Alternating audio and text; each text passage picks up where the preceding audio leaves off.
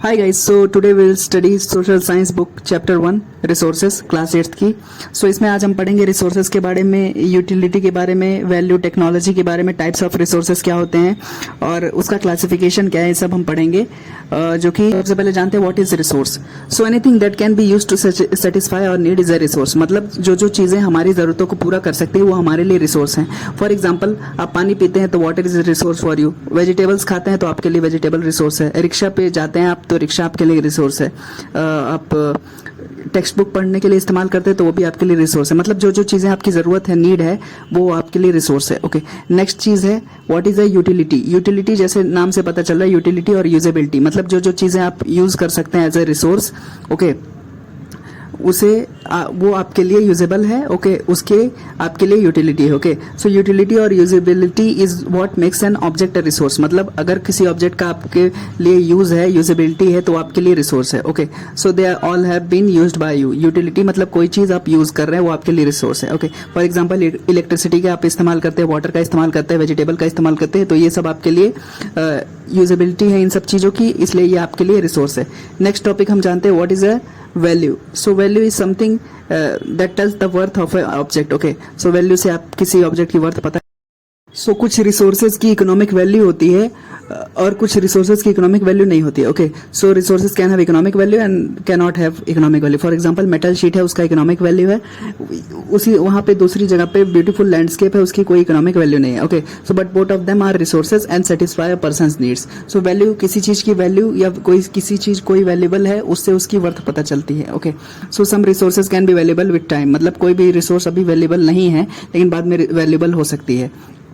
For example, home remedy आप सालों से इस्तेमाल करते हैं, आपके देश में इस्तेमाल हो रही है, लेकिन अमेरिका से कोई कंपनी आती है, उसको पेटेंट करा लेती है उस मेडिकल मेथड को, जो आपकी घरेलू नुस्खे हैं, और फिर उसको पैसे लेकर के आपको खरीदना पड़ता है। ओके, सो उस चीज की पहले कोई वैल्यू नहीं थी, इकोनॉमिक वैल्यू, लेकिन अब वैल्यू हो गई क्योंकि उसका पेटेंट हो गया। ओके, सो इसीलिए कहा जाता है कि some resources become valuable with time. Okay, उसने कंपनी ने पेटेंट करा लिया। अभी पेटेंट क्या होता है? So patent is a exclusive right over an invention on an idea. Okay, so patent is a like a right, exclusive right देता है किसी ऑब्जेक्ट या इन्वेंशन पे। सो नेक्स्ट हम पढ़ेंगे टेक्नोलॉजी के बारे में। सो जो भी आपके पास नॉलेज है उसका अगर आप अप्लाई करते हैं और जो आपके पास स्किल्स है उसका एप्लीकेशन करते हैं तो उसे हम टेक्नोलॉजी कहते हैं। Okay, so technology is the application of your knowledge and the skill in doing and making things. तो आप किसी चीज को बनाने के लिए अपने नॉलेज और स्किल का इस्तेमाल करते हैं तो वहाँ पे टेक्नोलॉजी का इस्तेमाल हो रहा है। Okay, now we will study about the type of resources. तो रिसोर्सेज के क्या क्या टाइप्स हैं? तो 3 टाइप्स ऑफ रिसोर्सेज होते हैं। पहला natural resources, man made resources और ह्यूमन रिसोर्सेज।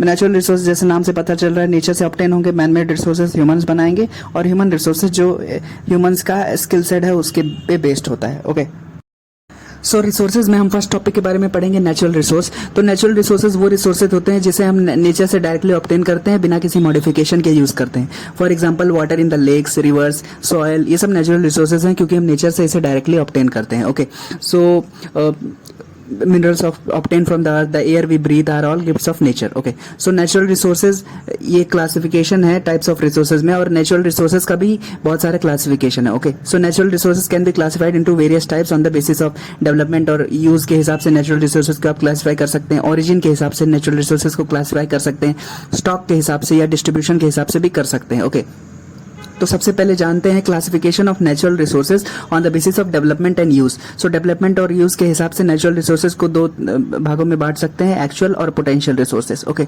सो एक्चुअल रिसोर्सेज वो रिसोर्सेज होते हैं जिनका क्वांटिटी हमें पता रहता है। For example, coal deposits in Germany, petroleum कितना है वेस्ट एशिया में, डेक्कन प्लेट्यू जो महाराष्ट्र में है उसमें कितना डार्क सॉयल है वो भी हम पता लगा सकते हैं, तो ये एक एक्चुअल रिसोर्स है। ओके, सो दूसरा natural resource, classification of natural resource on the basis of development use में दूसरा क्लासिफिकेशन है पोटेंशियल रिसोर्स। तो पोटेंशियल रिसोर्सेज वो रिसोर्सेज होते हैं जिनकी क्वांटिटी हमें एक्चुअल में पता नहीं है और वो अभी एट प्रेजेंट यूज नहीं हो रहे हैं। फॉर एग्जांपल, क्योंकि हमें अभी वो हमारे पास वो टेक्नोलॉजी नहीं है।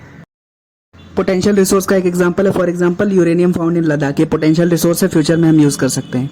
दूसरा हाई स्पीड विंड्स जो हैं, पहले कुछ 200 साल पहले वो पोटेंशियल रिसोर्स था, उसका हमें यूज नहीं पता था, लेकिन अभी हम यूज कर सकते हैं उसको, तो हमारे लिए एक्चुअल रिसोर्स है। Okay, so potential resources can become actual resources with time. Okay, so पहला क्लासिफिकेशन हमने देख लिया नेचुरल रिसोर्स का, डेवलपमेंट और यूज के हिसाब से दो टाइप्स होते हैं, एक्चुअल रिसोर्सेज और पोटेंशियल रिसोर्सेज। अभी हम जानेंगे classification of natural resources on the basis of origin. So origin के आधार पे नेचुरल रिसोर्सेज को दो टाइप्स में बांट सकते हैं, पहला है बायोटिक, दूसरा है एबायोटिक। सो बायोटिक रिसोर्सेज वो होते हैं जो लिविंग ऑब्जेक्ट्स होते हैं, और एबायोटिक होते हैं नॉन लिविंग ऑब्जेक्ट्स। तो सॉइल, रॉक्स, मिनरल्स, ये सब एबायोटिक हैं, और प्लांट्स और एनिमल्स बायोटिक रिसोर्सेज में आएंगे। ये सारे नेचुरल रिसोर्सेज के टाइप्स हैं। ओके, नेक्स्ट हम जानेंगे classification of resources on the basis of stock और एग्जॉस्टिबिलिटी। तो स्टॉक या फिर एग्जॉस्टिबिलिटी मतलब खत्म होंगे जल्दी वो कि खत्म नहीं होंगे, उसके हिसाब से नेचुरल रिसोर्सेज को हम डिवाइड कर सकते हैं दो टाइप्स में। So on the basis of stock और exhaustibility natural resources can be classified into renewable and non renewable resources. तो रिन्यूएबल रिसोर्सेज जैसे नाम से पता चल रहा है वो रिप्लेनिश हो सकते हैं easily by chemical, physical and biological process of nature. Okay, so renewable resources वो होते हैं जो कभी खत्म नहीं होंगे, they are inexhaustible, they will not be finished any time soon. Okay, for example solar energy, wind energy. So ये सब नेचुरल रिसोर्सेज के टाइप्स हैं, रिन्यूएबल रिसोर्सेज। ओके, दूसरा टाइप ऑफ रिसोर्स है on the basis of stock और exhaustibility, non renewable resources. तो non renewable resource वो होते हैं जो कि लिमिटेड स्टॉक होता है जिसका, जैसे कोल, पेट्रोलियम, नेचुरल गैस, वो हम ज़्यादा यूज़ करेंगे तो खत्म हो जाएंगे। ओके, सो ये रहा नेचुरल रिसोर्सेज का classification on the basis of stock और एग्जॉस्टिबिलिटी। दूसरा टाइप है क्लासिफिकेशन है on the basis of distribution. Okay, so on the basis of distribution natural resources can be classified into two types, पहला है ubiquitous, दूसरा है localised.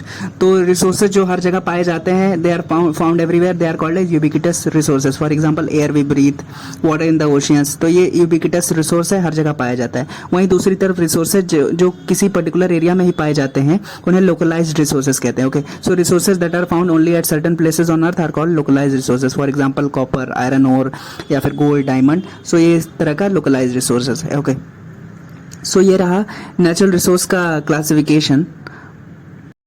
सो अभी हमने देख लिया नेचुरल रिसोर्सेज का classification on the basis of stock, on the basis of distribution, on the basis of origin, on the basis of development and use. अभी हम जानेंगे दूसरी टाइप ऑफ रिसोर्स में जो ह्यूमन मेड रिसोर्सेज है। उससे पहले हम जान लेते हैं कि जो नेचुरल रिसोर्सेज का डिस्ट्रीब्यूशन है वो डिपेंड करेगा क्लाइमेट पे, एल्टीट्यूड पे, टेम्परेचर पे, विंड स्पीड पे, रेनफॉल पे। ओके, सो ये सब फैक्टर्स डिटरमाइन करते हैं कि कहाँ कितनी नेचुरल रिसोर्स अवेलेबल रहेगी।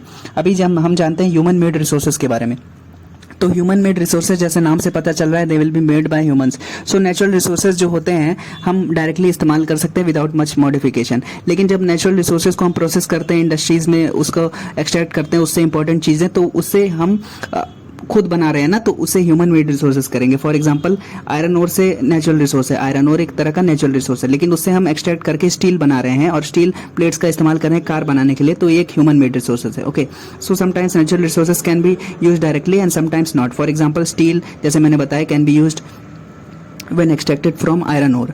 Okay, so also natural resources are used to make human made resources, like मतलब natural resources होते हैं उसे हम डायरेक्टली भी इस्तेमाल कर लेते हैं, और human made resources वो रहेंगे कि जिसमें natural resources में कुछ हम छिड़खानी करके कुछ और प्रोसेस करके उसको यूज कर रहे हैं। Okay, for example natural resources का आप इस्तेमाल करके बिल्डिंग्स बना सकते हैं, ब्रिजेस बना सकते हैं, रोड्स बना सकते हैं, मशीनरी बना सकते हैं, व्हीकल्स बना सकते हैं। Okay, third type of resource जो हम पढ़ेंगे, हमने पढ़ लिया नेचुरल रिसोर्सेज, हमने पढ़ लिया ह्यूमन मेड रिसोर्सेज। अब तीसरा पढ़ेंगे टाइप ऑफ रिसोर्स में ह्यूमन रिसोर्सेज। तो ह्यूमन रिसोर्सेज ये इसमें कोई ऑब्जेक्ट नहीं होता है, इसमें ह्यूमन रिसोर्सेज उसे कहते हैं कि अगर ह्यूमंस को प्रॉपर्ली एजुकेट कर दें, उन्हें हेल्दी, वो उनकी हेल्थ अच्छी रहे और वो प्रॉपर्ली एजुकेटेड और ट्रेंड रहें, तो वो ह्यूमन रिसोर्स का काम कर सकते हैं। वो एक तरह के देश के लिए कैपिटल हैं, एक देश के लिए एसेट हैं, तो उन्हें ह्यूमन रिसोर्सेज कहा जाता है। Okay, so human resources refers to the ability and the quantity, okay, both physical and mental of the people, and it is a measure of skill set of the individuals. Okay, so किसी company के अंदर educated employees हैं, trained employees हैं, तो उस company के लिए asset है, देश के लिए एसेट है। Okay, so education and health can help in making a people valuable resource for a country. जैसे मैंने बताया कि अगर किसी पर्सन को एजुकेट कर दें, हेल्थ प्रोवाइड कर दें, अच्छी हेल्थ उसकी रहे और प्रॉपर्ली ट्रेंड कर दे, तो वो एक वैल्यूएबल रिसोर्स है देश के लिए, वो एक ह्यूमन रिसोर्स है।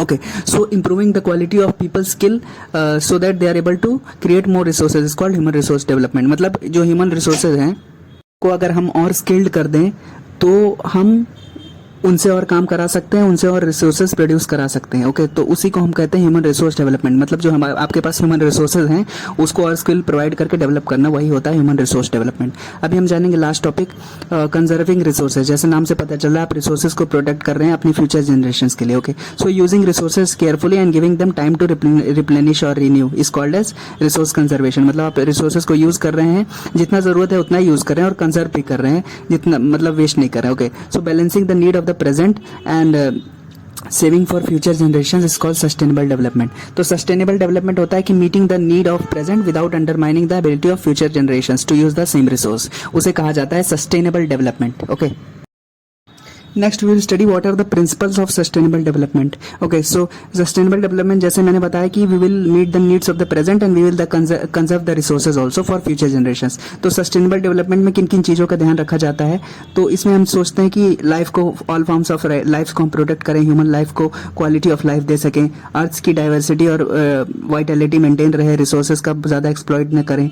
ओके, साथ ही साथ एनवायरनमेंट को प्रोटेक्ट करें, कम्युनिटीज को प्रोटेक्ट करें। ओके, सो एक लाइन से जान लेते हैं what are the principles of sustainable development. तो सबसे पहला है कि respect and care for all forms of life, improve the quality of human life, conserve the earth diversity and vitality, minimise the depletion of natural resources, जितना काम है उतना use करो। Okay, so change personal attitude and practices towards environment. मतलब environment को आप तबाह मत करें, डिस्ट्रॉय मत करें, उसका ख्याल रखें, प्रिजर्व करें। ओके, और लास्ट में प्रिंसिपल है सस्टेनेबल डेवलपमेंट का, enabling communities to take care of their own environment, ताकि एनवायरमेंट को कंजर्व है, एनवायरमेंट उन्हें अच्छा बेनिफिट प्रोवाइड करे। Okay, so these were the few things in today's class, chapter 1 of social science, class 8th. I hope you understood. Thank you so much for watching. Bye bye.